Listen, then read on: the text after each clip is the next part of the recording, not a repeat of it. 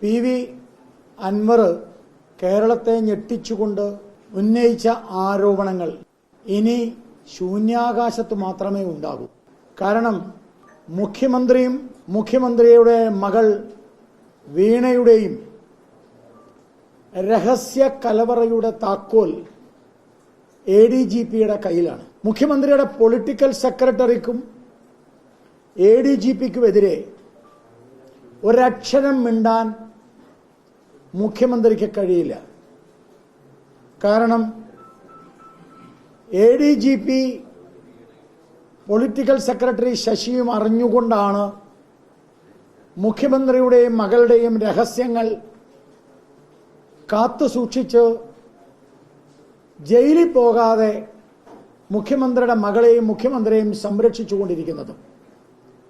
മുഖ്യമന്ത്രിയുടെ വീടിന്റെ കാവൽക്കാരനാണ് ADGP. ആ ADGPക്കെതിരെ ഒരക്ഷരം പോലും ഉരിയാടാൻ ആഭ്യന്തരമന്ത്രിയായ മുഖ്യമന്ത്രി തയ്യാറല്ല എന്നുള്ളതിന്റെ തെളിവാണ് ADGPയെ നിലനിർത്തിക്കൊണ്ട് തന്നെ അന്വേഷണം നടത്തുന്നത്. വാസ്തവത്തിൽ MV ഗോവിന്ദൻ എന്ന പാർട്ടി സെക്രട്ടറിക്ക് നട്ടലുണ്ടെങ്കിൽ ADGPയെ മാറ്റാനും പൊളിറ്റിക്കൽ സെക്രട്ടറി ശശിയെ മാറ്റാനും മുഖ്യമന്ത്രി ഈ അന്വേഷണം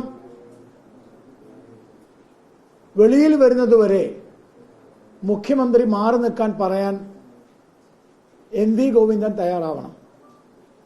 ഇല്ലെങ്കിൽ പാർട്ടി എന്ന നിലയിൽ മാർക്സിസ്റ്റ് പാർട്ടി ഇനി മുതൽ കൊള്ളക്കാരുടെ പാർട്ടി, തട്ടിപ്പുകാരുടെ പാർട്ടി, കള്ളന്മാരുടെ പാർട്ടി എന്നറിയപ്പെടും. MV ഗോവിന്ദന് നട്ടലുണ്ടോ ഇല്ലയോ എന്ന് ഇതിൽ വ്യക്തമാവും. മാർക്സിസ്റ്റ് പാർട്ടിയിലെ കൊട്ടാര വിപ്ലവം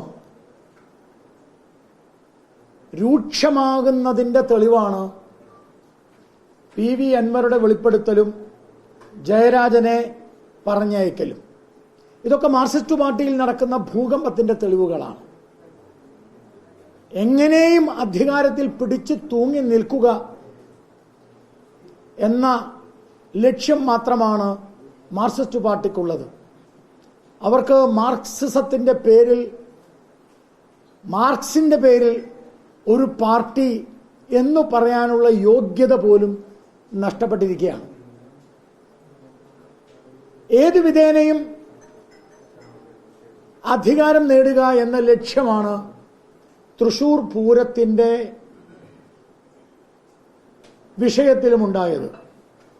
ഭാരതീയ ജനതാ പാർട്ടി വളരെ വ്യക്തമായി പറയുന്നു, PV അൻവറുടെ വാക്കുകൾ ശരിയാണെങ്കിൽ PV അൻവർ പറഞ്ഞത് തന്നെയാണ് മുൻ മന്ത്രി പിണറായി വിജയന്റെ ആദ്യ മന്ത്രിസഭയിലെ മന്ത്രി സുനിൽകുമാറും സൂചിപ്പിച്ചിട്ടുള്ളത്.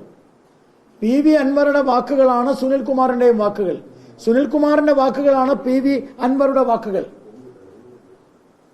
ഇത് കാണിക്കുന്നത് തൃശൂർ പൂരം അട്ടിമറിക്കാൻ പോലീസിന്റെ തലപ്പത്ത് ഗൂഢാലോചന നടന്നിരുന്നു എന്നാണ് PV അൻവർ പറയുന്നത്. ആ ഗൂഢാലോചന നടന്നിരുന്നു എന്ന് തന്നെയാണ് BJPയും പറയുന്നത്.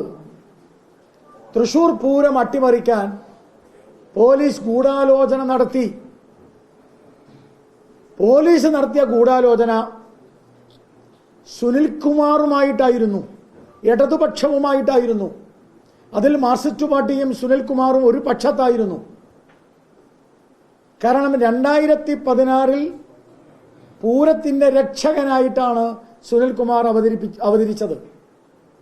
അന്ന് BJPക്കെതിരെ കരിയും കരിമരുന്നും എന്ന വിഷയം ഉന്നയിച്ചുകൊണ്ട് പൂരത്തിന്റെ രക്ഷകനായി സുനിൽകുമാർ വന്നപ്പോൾ 2024 പൂരത്തിന്റെ അന്തകനായിട്ടാണ് സുനിൽകുമാർ വന്നിട്ടുള്ളത്. ഇത് ജനങ്ങൾ മനസ്സിലാക്കി. സുനിൽകുമാർ തൃശൂർ പൂരത്തിന്റെ അന്തകനാണ് എന്ന് ജനങ്ങൾ മനസ്സിലാക്കി.